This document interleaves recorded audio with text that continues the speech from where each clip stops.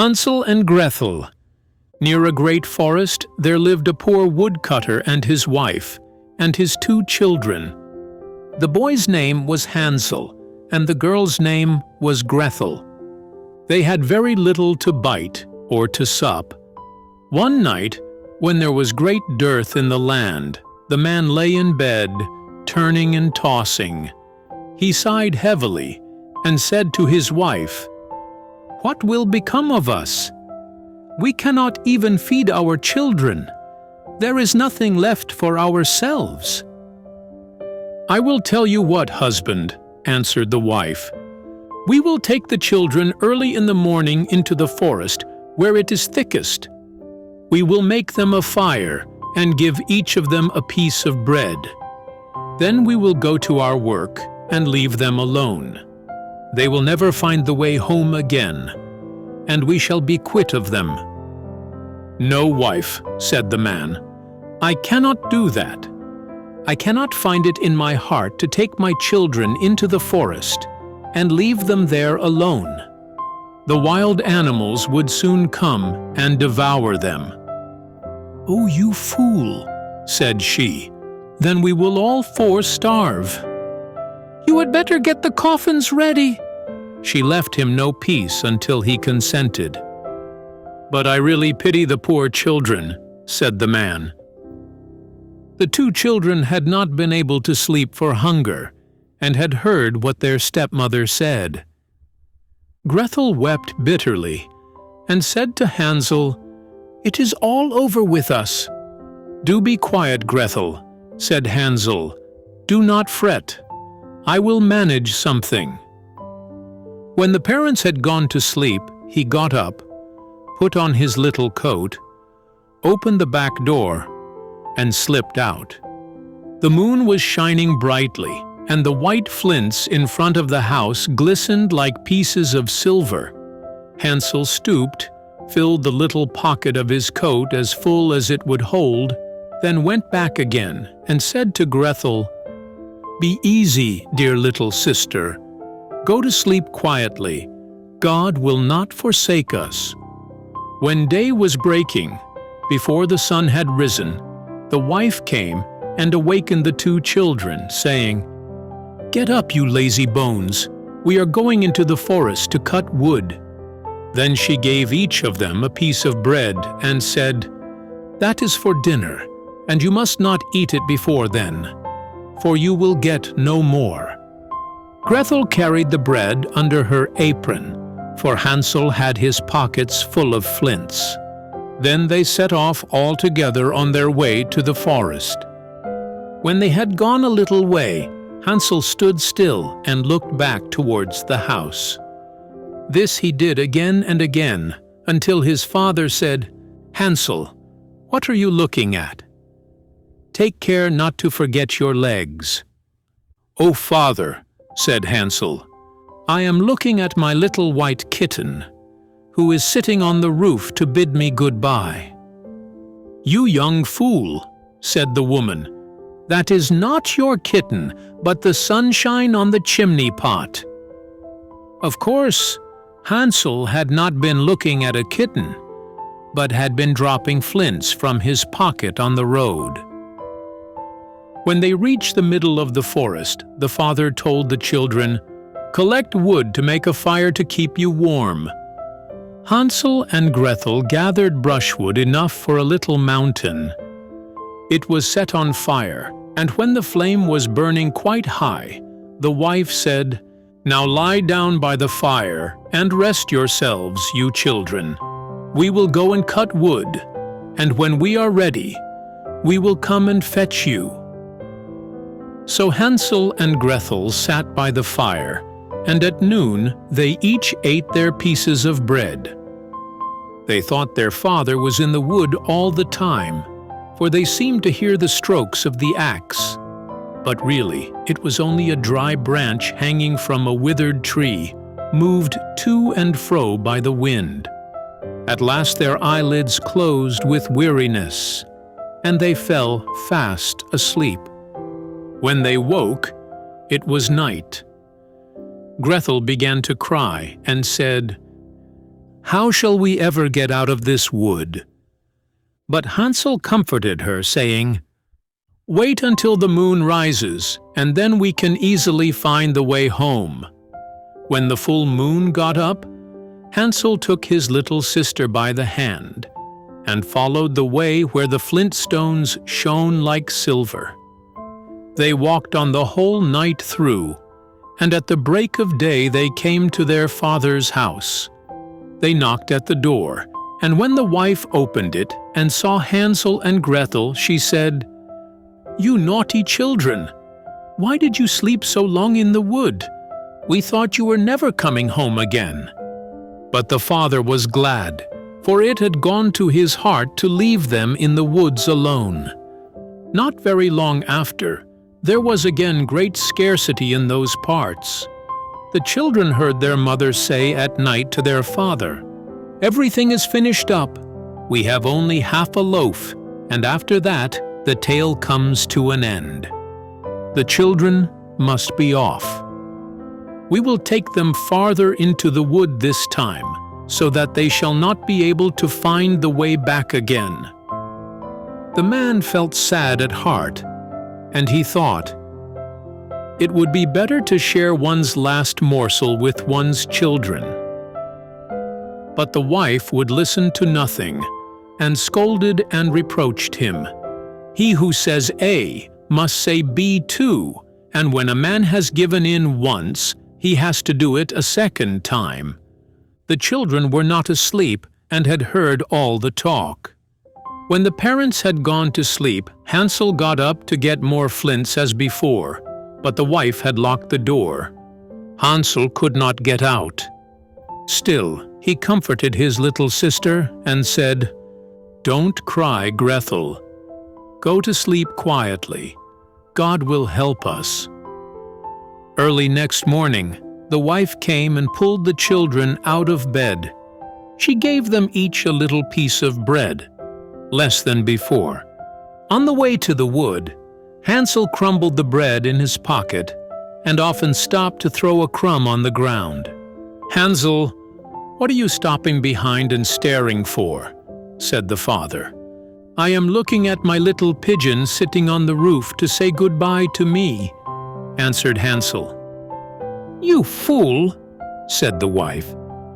"That is no pigeon, but the morning sun shining on the chimney pots."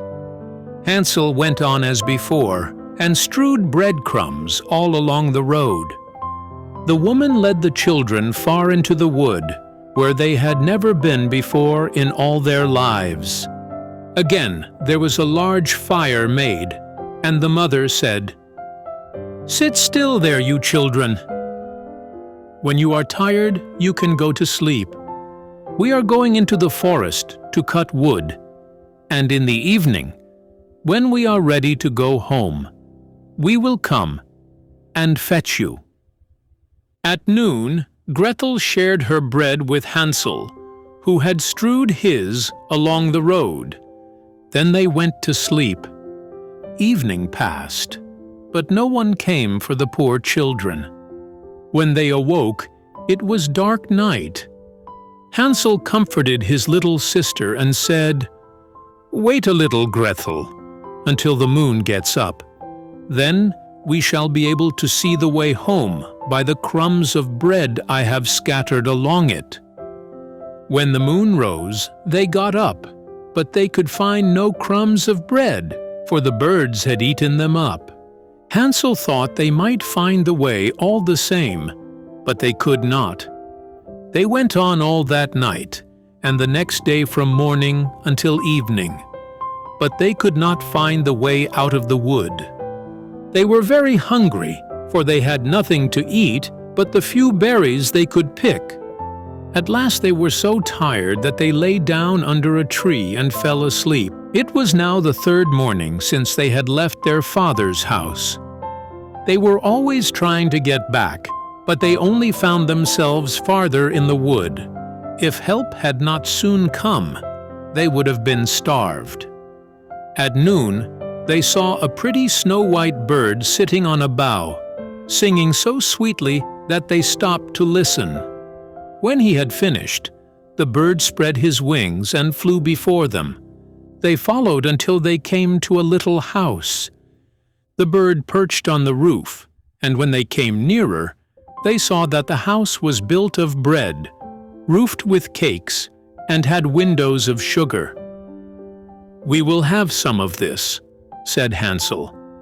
"I will eat a piece of the roof, and you can have some of the window. That will taste sweet." Hansel reached up and broke off a bit of the roof. Gretel stood by the window and gnawed at it. Then they heard a thin voice call out from inside, "Nibble, nibble, like a mouse. Who is nibbling at my house?" The children answered, "Never mind, it is the wind." They went on eating. Hansel found the roof tasted very nice and took down a great piece. Gretel pulled out a large round window pane and sat down to eat it. Then the door opened, and an aged woman came out, leaning on a crutch. Hansel and Gretel felt very frightened and let fall what they had in their hands. The old woman nodded her head and said, "Ah, my dear children, how come you here? You must come indoors and stay with me. You will be no trouble." She took them each by the hand and led them into her little house. There they found a good meal laid out: milk, pancakes with sugar, apples, and nuts. After that she showed them 2 little white beds. Hansel and Gretel laid themselves down and thought they were in heaven. But the old woman, although she behaved so kindly, was a wicked witch. She had built the little house to entice children. When she got them inside, she used to kill them, cook them, and eat them. Early next morning, before the children were awake, she got up to look at them. As they lay sleeping peacefully with round rosy cheeks, she said to herself, "What a fine feast I shall have." She grasped Hansel with her withered hand, led him into a little stable, and shut him up behind a grating. Call and scream as he might, it was no good. Then she went back to Gretel and shook her, crying, "Get up, lazy bones! Fetch water, and cook something nice for your brother. He must be fattened up, and when he is fat enough, I will eat him." Gretel began to weep bitterly, but it was of no use. She had to do what the wicked witch bade her. The best kind of food was cooked for poor Hansel, while Gretel got nothing but crab shells. Each morning the old woman visited the stable and cried, "Hansel, stretch out your finger, that I may tell if you will soon be fat enough." Hansel held out a little bone, and the old woman, who had weak eyes, thought it was Hansel's finger. She wondered very much that he was not getting fatter. When 4 weeks had passed and Hansel still seemed thin, she lost patience and cried, "Now then, Gretel, be quick and draw water. Be Hansel fat, or be he lean. Tomorrow I must kill and cook him." Gretel wept bitterly and cried, "Dear God, help us. If we had been devoured by wild beasts in the wood, at least we would have died together." "Spare me your lamentations," said the old woman. "They are of no avail."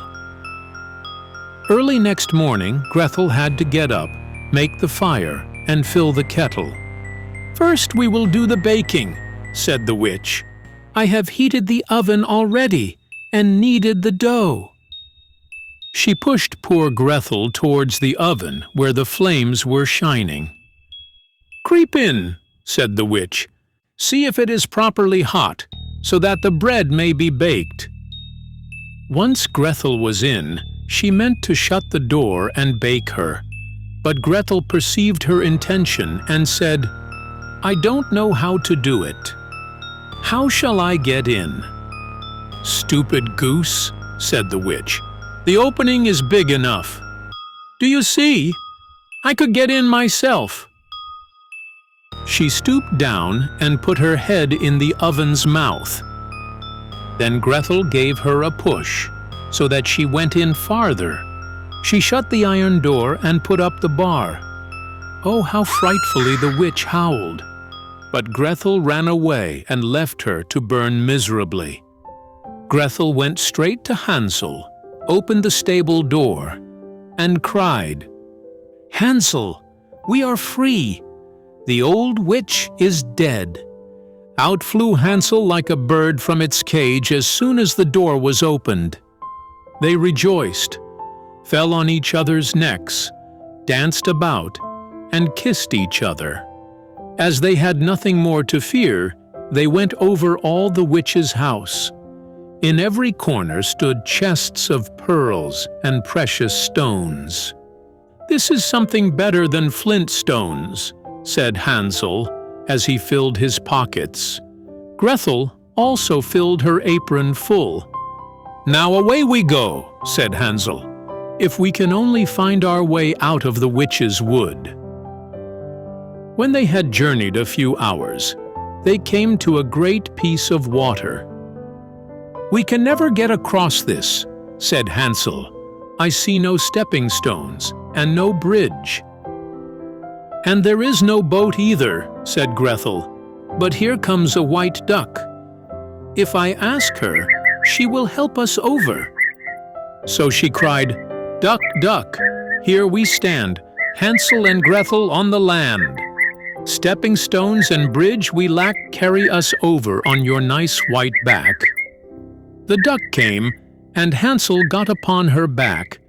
He told his sister to come too, but she said, "No, that would be too hard upon the duck. We can go separately, one after the other." And that was how it was managed. After that, they went on happily until they came to the wood. The way grew more and more familiar until at last they saw their father's house in the distance.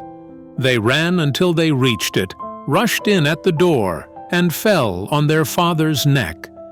The man had not had a quiet hour since he left his children in the wood, but the wife was dead. When Gretel opened her apron, the pearls and precious stones scattered all over the room. Hansel took one handful after another out of his pocket. Then was all care at an end, and they lived in great joy together.